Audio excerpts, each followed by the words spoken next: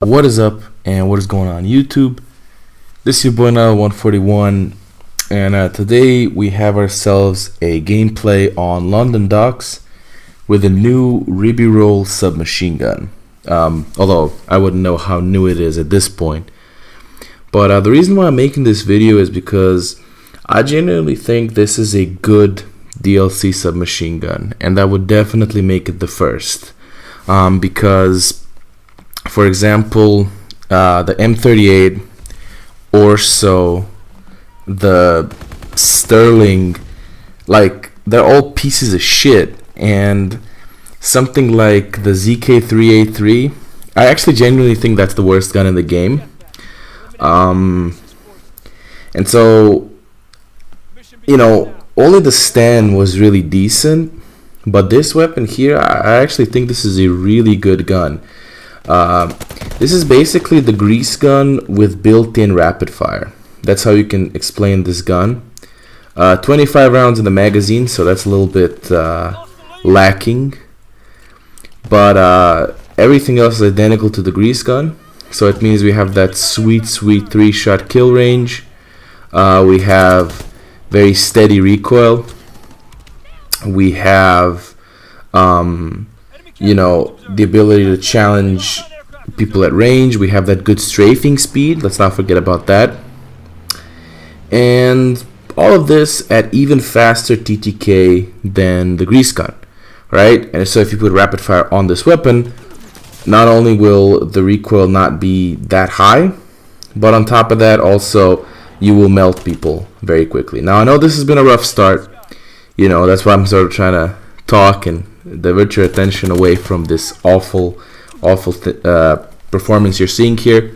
But this is where it sort of gets better. So you saw right there, well, okay, that was a paratrooper, but still I was able to challenge that person at range and still sort of come out on top, right? Like, I believe you will see that in this video. The hip fire is decent on this gun as well, but basically, as long as you know, as you can see here, like, it really melts people very quickly, and that was very lucky hip fire. But still, you know, like I'm saying, you only need to hit 3 shots, and its rate of fire is pretty decent. This guy with the shotgun was mashing pretty freaking hard, but luckily nothing good came of it. And right now I'm sort of trying to be careful because of that health regen. And man, I don't know, speaking of health regen, I'm very concerned about Black Ops 4, especially the health regen, because it seems like it's just that one thing that you don't really want to have to think about all the time, about healing yourself. But it seems like that's going to be the new standard. I don't know, man, I just sort of hope that they don't stick to it. You know, like, okay, Black Ops 4 can have it, and then just scrap that idea. Nobody really needs that in Call of Duty. But anyways, back to the gameplay. So we're sort of in this metro area, and I like to control this spawn right here, because this section right here allows me enough cover to where I can peek out on the street, you know, grab a kill or something like that. And then if I don't like the situation, I can just always go back down the metro and then get the advantage in this situation, and then I can peek mid through here.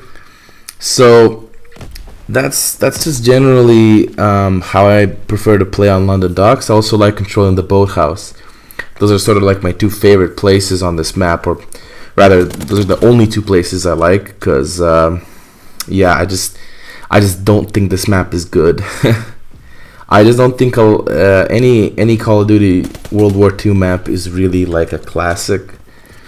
I really doubt that any of these maps here will ever be remastered, just because they're so meh, you know what I mean?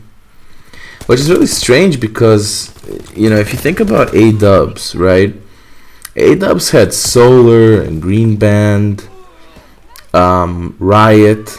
And I thought all of those were pretty great maps. The only map I really disliked in A-dubs was fucking Terrace. But I got used to theirs later on as well. Yeah, pretty much that's it. Like, there's not really too much else to say here. It's not a particularly long video. You can see the power of this Ribeyrolles right here. I think it's a great little submachine gun. It might just replace, or rather not replace, but it might become one of my sort of permanent go-to SMGs, because I really don't see any reason why it wouldn't be. If you guys haven't picked it up, make sure that you're completing your Days of Summer bribes, and I think you'll get it eventually. If not, I highly suggest you spend your armory credits on it, because it's definitely worth it.